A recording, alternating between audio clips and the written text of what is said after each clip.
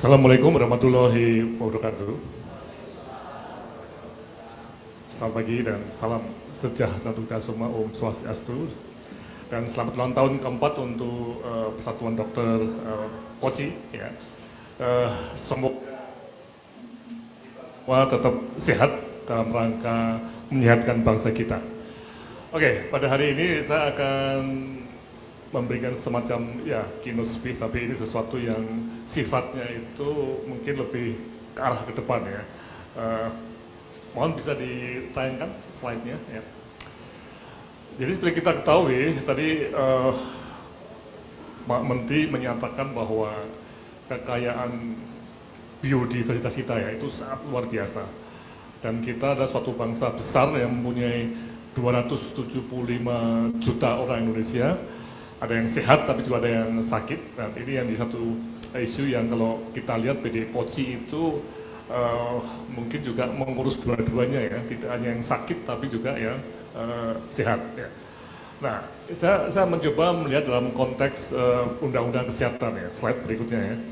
Di sini saya mencoba untuk melihat bagaimana ya sebelumnya ada ya nih kebijakan pemicu percepatan. Kemudian yang kedua kita melihat kesehatan konvensional dalam konteks obat-obatan alam dan juga yang tradisional. Nah ini yang menarik dari PD Poci ya, karena PD Poci itu ada aspek konvensional dokter ya, tapi juga ya. Nah ini ada dua hal yang perlu kita lihat. Dan yang keempat tadi Pak Dekan FK Muhammadiyah Purwokerto, senior saya, Pak Masud Rami juga menyatakan FK siap untuk mengembangkan ya, dan ini nanti kita akan coba melihat bagaimana ke depannya. Oke, slide berikutnya kita lihat pertama ya, mengenai undang-undang kesehatan. Nah ini yang perlu kita lihat ya, undang-undang kesehatan ini, slide berikutnya, kalau kita cermati itu betul-betul tadi yang dikatakan Pak Menteri ya, itu mendorong penggunaan obat bahan alam yang dibagi menjadi 3+1 yang nanti. Nah, di sini perlu kita cermati bahwa di dalam RPP-nya juga itu juga disebutkan. Dan yang paling penting itu definisinya jelas. Ya, coba slide berikutnya ya. Kita lihat pada slide berikutnya untuk jamu. Ya, slide. Ya, terus klik lagi. Ya ini. Nah, ini adalah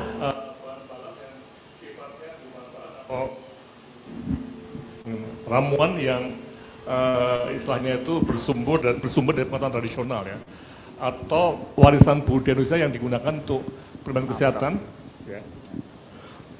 Peningkatan kesehatan, pencegahan penyakit, pengobatan dan atau pemulihan kesehatan.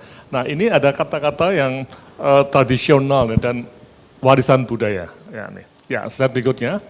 Kemudian mengenai OHT, ini juga yang menarik, itu juga ada kata-kata turun-temurun ya, masuk obat bahan alam ya. Tapi sudah dengan uji praklinik setelah bahan baku telah distandarisasi. Ya.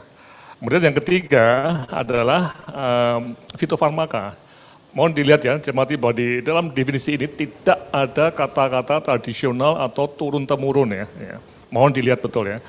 Nah, dan juga ada uji preklinik dan uji klinik. Jadi betul-betul fitofarmaka itu adalah obat ya, yang modern ya, bukan obat tradisional. Ini.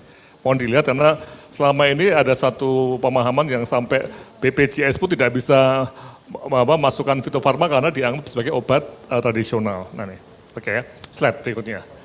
Dan ada obat bahan alam lainnya. Ini bisa juga senyawa yang berasal dari misalnya batu-batuan atau apa itu bisa ya, tambang ya. Oke, slide. Nah, ini yang menarik ya, jadi kita akan masuk pada kebijakan ini sebagai pendorong dalam penggunaan fitofarmaka dan juga masih ada jamu dan ramuan jamu ya. Nah ini yang jadi satu isu untuk dokter umum dan kompetensinya. Ya. Slide berikutnya. Nah, sehingga kalau kita lihat fitofarmaka itu bukan jamu atau bukan obat tradisional, itu akan berdampak pada mulai riset and development-nya sampai ke hilirnya, sampai ke penggunaan termasuk untuk BPJS. Nah ini perlu kita lihat ya, ini benar-benar sebuah dasar hukum yang sangat kuat untuk mendorong penggunaan fitofarmaka. Ya, slide berikutnya. Nah, kemudian dalam bentuk ramuan ya, kita masih punya loh jamu dalam bentuk ramuan tadi yang turun-temurun tradisional tadi ya. Nah, ini yang bentuknya memang bisa masih jamu ya. Jadi functional food ya, ini bukan sebuah obat juga bisa ya, seperti herbal drink ya. Kemudian juga ada yang bentuk ramuan untuk pelayanan tradisional. Nah, ini yang masuk kita lihat dalam konteks ada pelayanan tradisional, ada tindakan, keterampilan atau ramuan. Ya, nih. Ini ada di pasalnya juga. Ya, slide berikutnya. Nah, sehingga mari kita lihat kalau menggunakan konvensional ya. Jadi ini pedagognya dokternya ya, karena kita lihat dokternya dulu ya. Ya, slide. Jadi nah, obat bahan alam itu masuk obat resep atau bukan resep? Nah ini undang-undang juga menyatakan bahwa ada obat dengan resep atau tanpa resep ya. Ya, slide. Nah, logika saya ya pembagiannya itu yang dengan resep itu hanya fitofarmaka. Ya. Kalau jamu obat herbal saat itu OTC atau mungkin malah tadi bisa minuman fungsional ya, itu banyak ya. Tapi bukan dengan resep, hanya fitofarmaka yang dengan resep karena mempunyai apa yang disebut sebagai trial klinik tadi ya.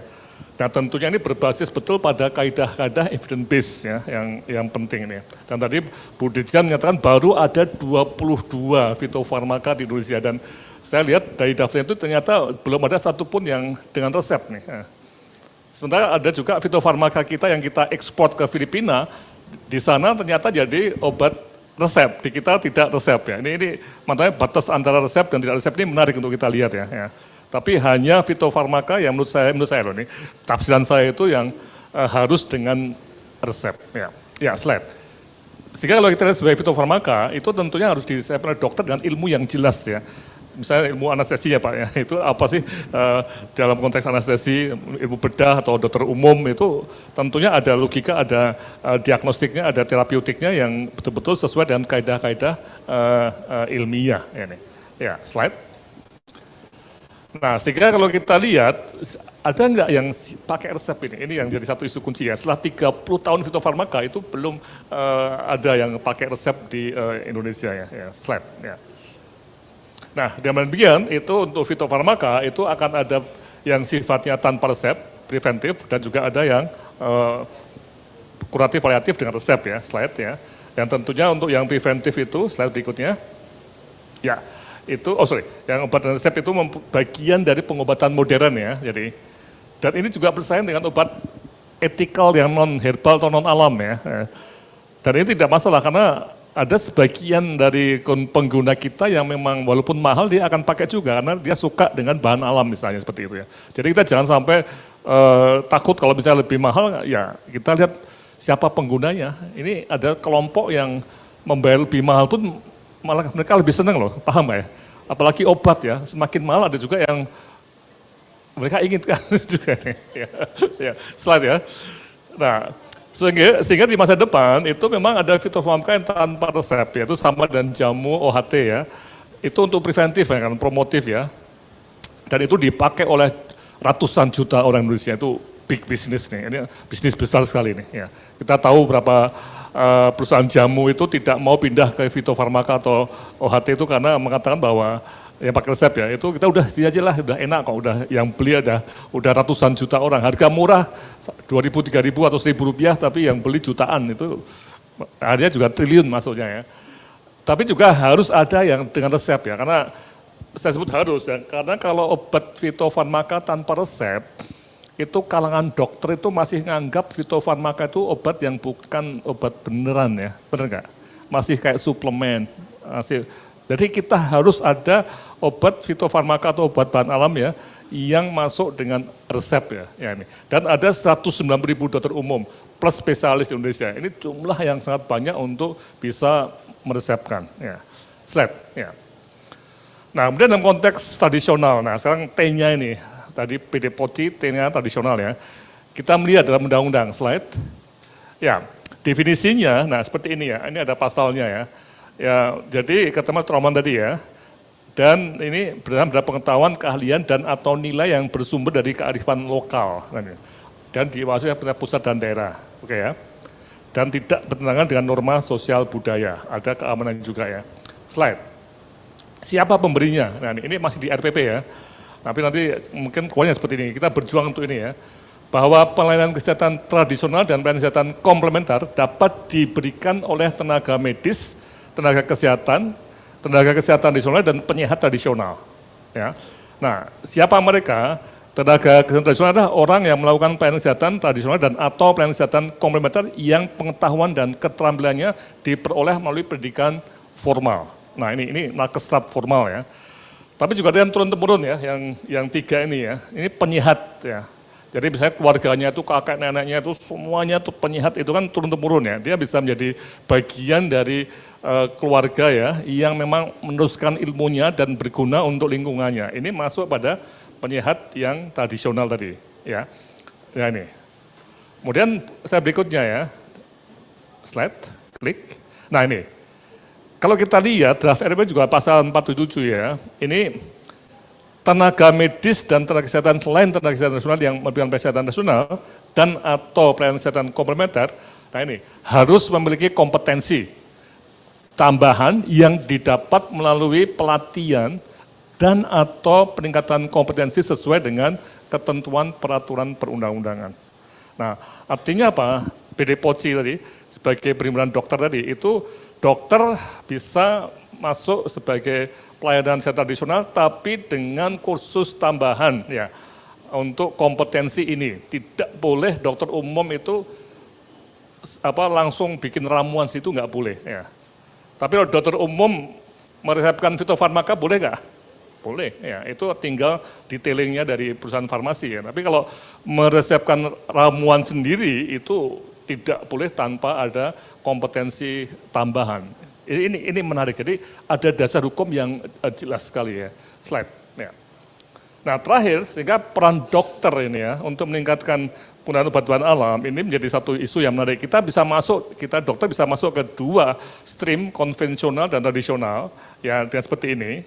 Ya ada praktek konvensional dan ada praktek pengobatan tradisional. Tapi tadi perlu untuk mendapat pelatihan tadi ya. Ya, slide.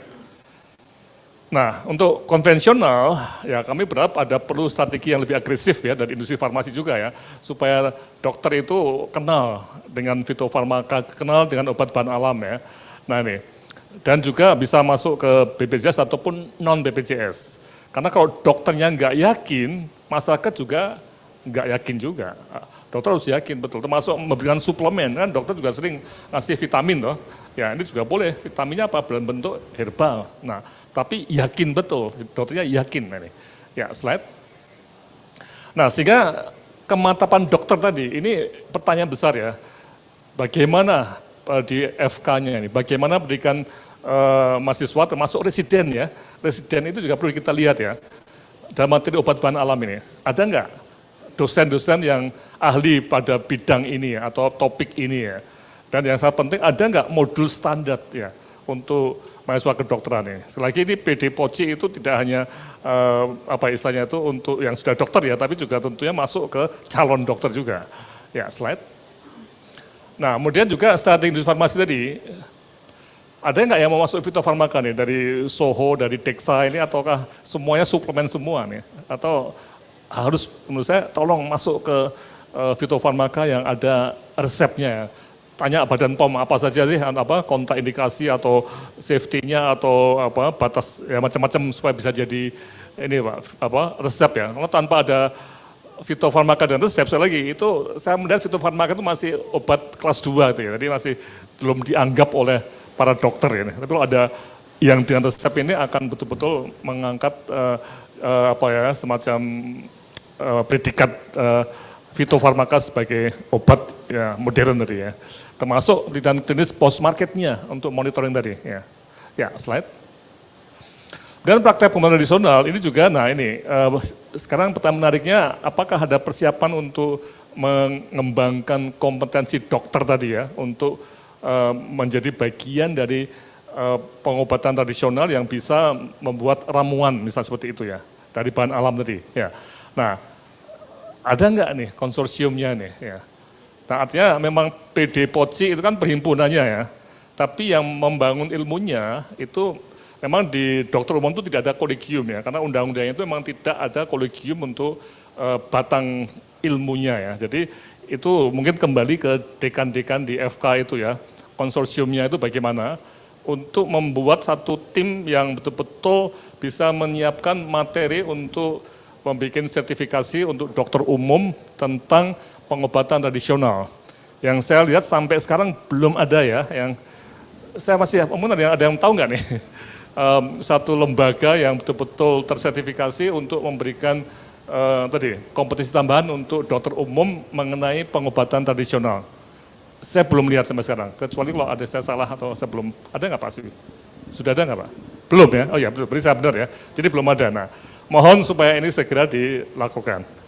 Oke, saya kira terakhir sebagai penutup ya, ada beberapa hal ya. Pertama mengenai undang-undang kesehatan ini ya, tolong Anda lihat sebagai pemercepat resiliensi kefarmasian dan penggunaan obat bahan di Indonesia ya. Jadi ini undang-undang yang sangat powerful ya, tolong dipakai betul ya.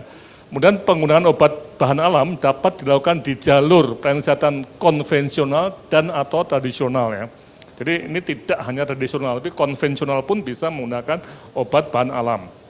Dan dokter mempunyai posisi strategis untuk meresepkan obat bahan alam. Dan juga dokter dapat mempunyai kemampuan tambahan untuk melakukan pengobatan dengan ramuan tradisional melalui kursus tersertifikasi. Dan terakhir, kelima, diperlukan perhatian dan dari pengelola fakultas kedokteran ini ya, untuk pengembangan pelayanan kesehatan dengan obat bahan alam. Sekarang demikian dari saya, sekian dan terima kasih, semoga PD Poci tetap sehat, tetap semangat dan terus mengembangkan kesehatan bagi bangsa kita. Sekian dan terima kasih, wassalamualaikum warahmatullahi wabarakatuh.